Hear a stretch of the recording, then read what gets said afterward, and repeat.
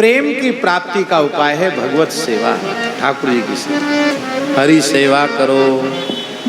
कैसे करें? हमको तो पढ़े लिखे नहीं, हम मंत्र याद नहीं है और मंत्र बोलने की पात्रता भी हमारी नहीं है, तो क्या करें, कैसे करें? बोले करो हरि सेवा भरी भाव, भाव में भर के करो। भाव की विधि ही सर्वोपरि विधि। हम आपसे नहीं कह रहे कैसा आप करना। हमने पूज्य संत श्री गोपालाचार्य जी को देखा, उन्होंने अपने लाल जी का मुंह आचमन कराया, कुछ मुंह धोया और धो के तुरंत उन्होंने अपने ही अचला से ऐसे मुंह पोंछ दिया। हम वहीं बैठे थे, हमने कहा महाराज जी अपने शरीर के वस्त्र से भगवान का मुख पोंछना चाहिए। हम और वही थे, वो तीसरा कोई आदमी नहीं था वहां। तो मेरी ओर देखकर मुस्कुराए, बोले बालक के लिए माँ का आंचल सदा पवित्र होता है।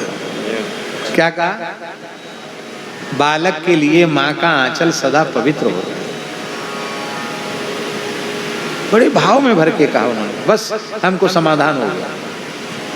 अब भैया उनके जैसा वात्सल्य हो तो आप अपने कपड़े से मुंह पोंछो, उनके जैसा वात्सल्य नहीं है तो ठाकुर सेवा में क्या वस्तु भगवान की सेवा में लगावें, कैसे लगावें, स्पर्शास्पर्श का विचार भी रखना चाहिए। नकल नहीं करने का, अमुक महात्मा ऐसा कर रहे हैं तो हम भी ऐसा ही करें, नहीं, उनका भाव।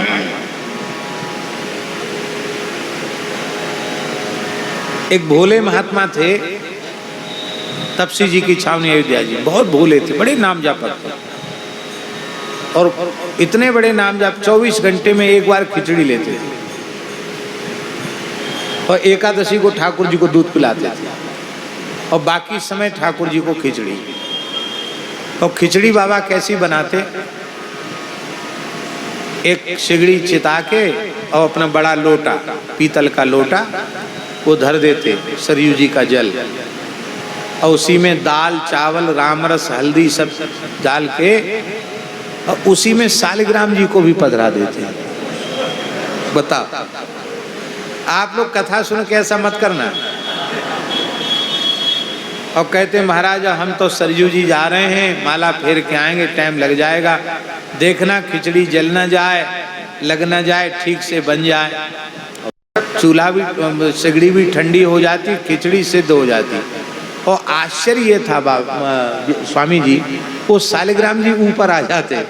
बोलो भक्त वत्सल भगवान की जय। अब तो नीचे रहने चाहिए कि नहीं, लेकिन वो खिचड़ी के ऊपर आ जाते तो हल्की गुनगुनी रह जाती खिचड़ी। माने इतना समय उनको लगता था, सरयू जी भजन करते आते जाते 3 साढ़े 3 घंटे में आते, तब तक खिचड़ी गुनगुनी भी हो जाती। और शालिग्राम जी ऊपर, तो उसी लोटा, ज्यादा कुछ रखते नहीं थे, बर्तन वर्तन ज्यादा कुछ नहीं रखते थे, तो उसी लोटा में और तुलसी दल पधराया, वहीं शालिग्राम जी तुलसी दल पधराया। वाह वाह राम जी खूब बढ़िया खिचड़ी बनाई, खूब खाओ भोग लगा के, और बस पहुँच के ठाकुर जी को स्नान करा के धर देते, तुलसी दल पधरा देते और प्रेम से खिचड़ी खाते। बहुत लंबा समय हो गया इसी तरह से खिचड़ी ठाकुर जी को खिलाते खिलाते। एक दिन किसी महात्मा ने देख लिया,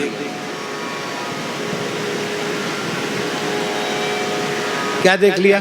भोग लगाते देख लिया, उसी में खिचड़ी में शालिग्राम जी है। अरे क्या भगवान कैसे थोड़ी भोग लगाया जाता है? अरे ठाकुर जी अलग सिंहासन पे हूँ, उनको भोग लगा, खिचड़ी में धर दिया तुमने भगवान को। तो अरे बोले भोग क्या लगाना, बनाते यही है खिचड़ी रोज, ये इनकी ड्यूटी है, सेवा है, रोज यही बनाते हैं। क्या करते और करते क्या है? हम तो अदन धरते हैं, उसी में इनको डाल देते हैं, सौंप के जाते हैं कि खिचड़ी बना के तैयार रखना। सो तैयार मिलती है खिचड़ी, भोग लगा के फिर पाते हैं। अरे राम राम राम राम, तुम इतना भी विचार नहीं करते। बताओ भगवान कितने सुकोमल है, कितना सुकोमल श्रीअंग है भगवान का। और तुम खौलते हुए जल में डाल देते हो।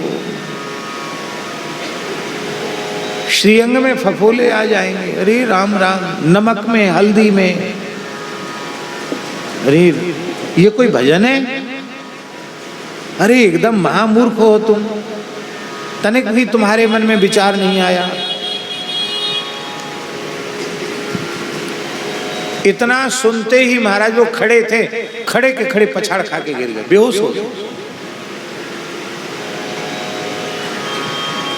हमें भगवान के श्रीअंग की कोमलता का तो विचार ही नहीं उठा। अरे राम राम, ठाकुर जी जल गए, हाय ठाकुर जी जल गए, हाय ठाकुर जी जल गए, हाय ठाकुर जी जल गए, लगा इनके प्राण छूट जाएंगे।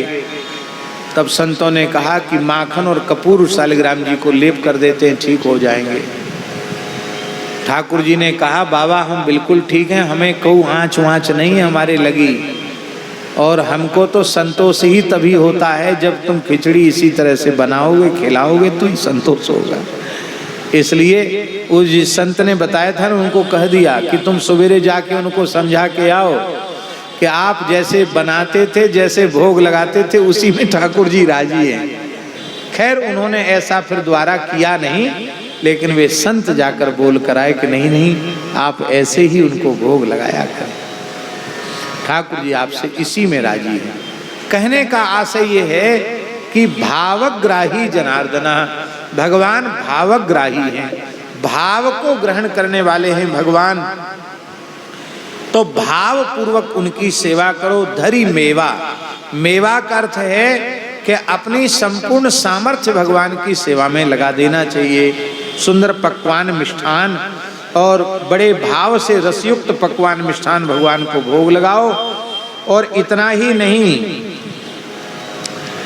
बखान, ऐसी सुंदर चटनी प्रभु आपके लिए बनाई है, ऐसा सुंदर रायता बनाया है, ऐसी खीर बनाई है, ऐसी कढ़ी है, इसको तो जरूर एक घूंट पी के देखिए। ऐसे मनुहार कर करके सुंदर सुंदर पकवान मिष्ठान ठाकुर जी को जिमाओ।